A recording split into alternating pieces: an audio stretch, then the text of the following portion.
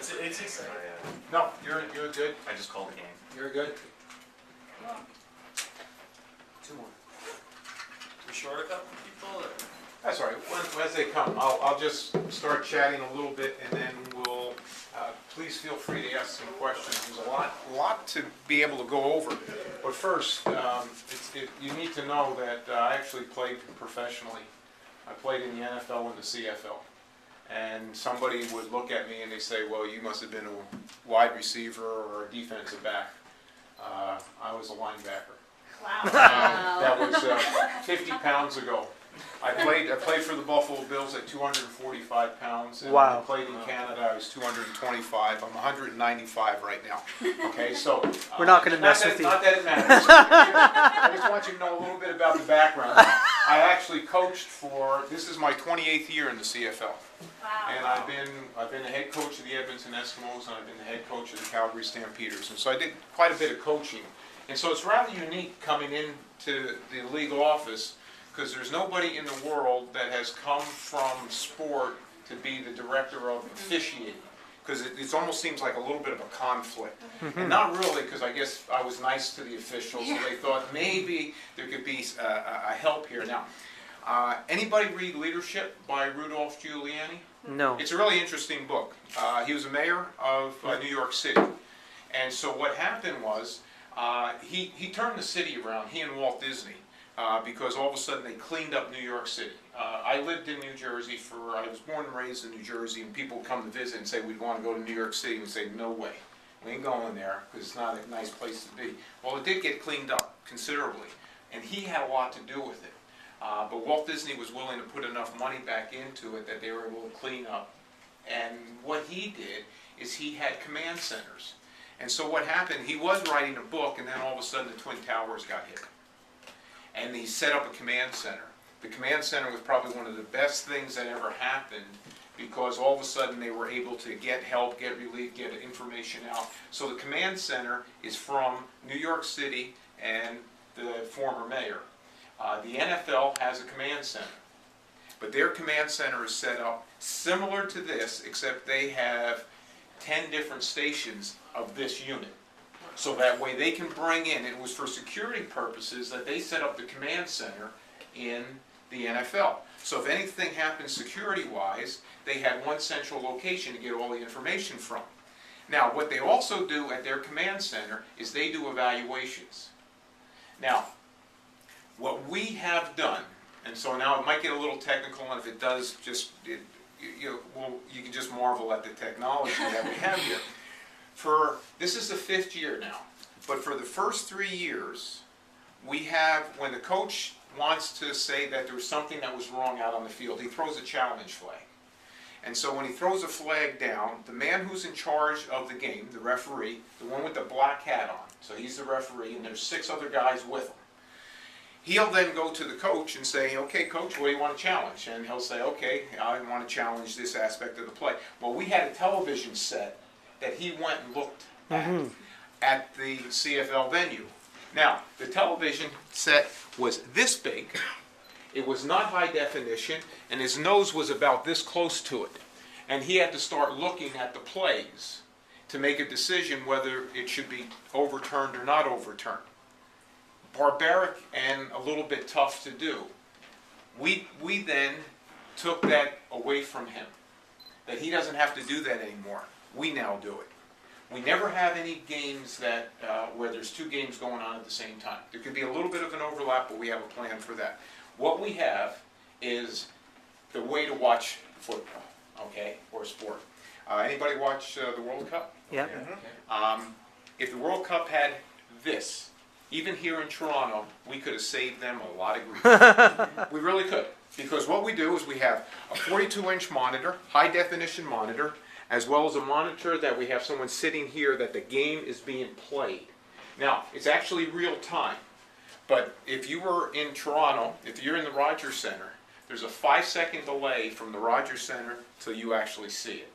There's also a 5-second delay from Vancouver till we get it. Now, we know that because we're actually hooked up with the people who are in the press box. So that's where I'll be this evening.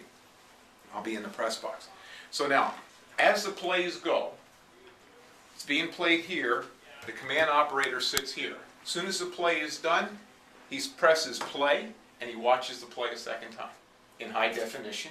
And now what he can do, though, is he can manipulate the play as he sees fit. He just moves it back and forth, and he can go frame by frame as well. And you're going to see this in a second because I'm going to play a play for you. So what happens now is we care about the players and the coaches, but we also care about the fans. So those 3 years of having the replay system in place took 4 minutes on average from the time the flag got thrown until the play started up again.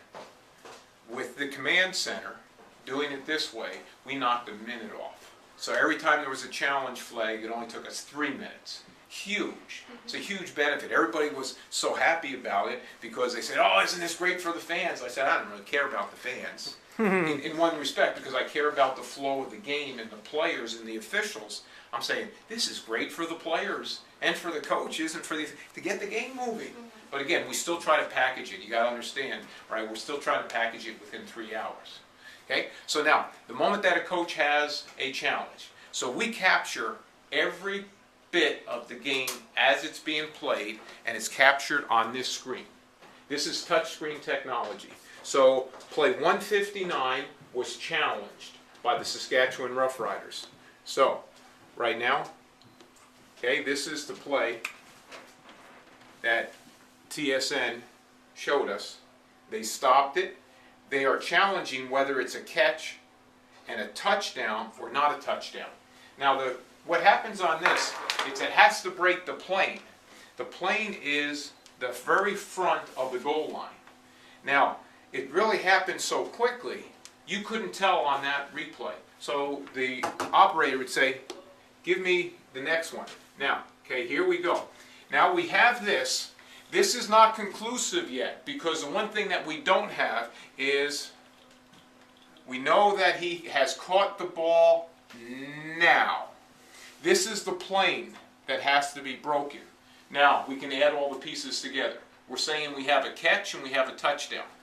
So now, are there any other angles to this that's showing that his feet are in bounds or in the end zone as well, and that he's in bounds? So now this is now conclusive.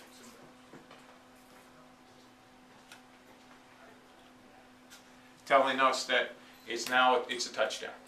Can you time code that to line up all the different shots to make sure they're happening at the same time, or you just do it based on like where his hand is? Oh yeah, I guess that's on the ball. That was the same as that angle. Yeah. Yeah. Well, all we can do is, and what's really neat, and the coaches learn this as well, is that the coaches who are in the press box, they have to rely on TSN as much as we do.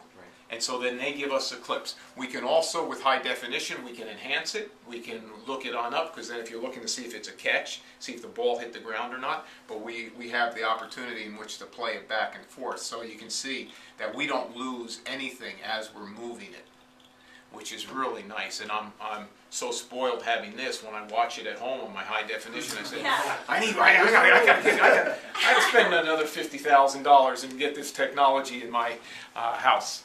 But this, really, we always have someone here to operate, and so even come Grey Cup time, Jake Ireland is a former referee who has done the majority of the games, and we didn't want to change a thing. We didn't want to unplug anything. We didn't want to bring it to Calgary. We're thinking, no, he's doing it from here. So anything that got challenged, he's making the decision from here. And he puts the headset on, and he talks, and so the communication's back and forth. So that's it, really, the inner working, so that you realize that technology has helped sport. And so for it not to be in World Cup soccer, you know what, it boggles the mind. Now, when I was still on the sideline when this technology was brought in, when the replay was coming in, I disliked it. I don't want it. I want the game to be played. It's officiated by humans, it's played by humans, there's going to be mistakes. But here's what happened last year. There were 90 challenges. 54 of them were deemed to be correct. That means we had a couple, 36, that end up, or 46 that got corrected. Okay? So what we're saying, 36, I believe, was the number 36, B, right? What we did then do is something that was wrong, we got it right. Would World Cup have liked to have had the opportunity to say, hey, that's a goal? You know, if something is drastic, is wrong, you still don't want to take the human element out of the game. So the coach can't challenge whether or not I had a pass interference or not. That's a judgment call, and we're not going to allow them to question the judgment call. He gets one shot at it, he makes the call. But things that, if it's a catch, no catch, if I'm down before I fumbled, down by contact, any scoring plays are reviewable, and any third down. So I mean, without getting real technical, we have our parameters of what you're allowed to challenge and not challenge.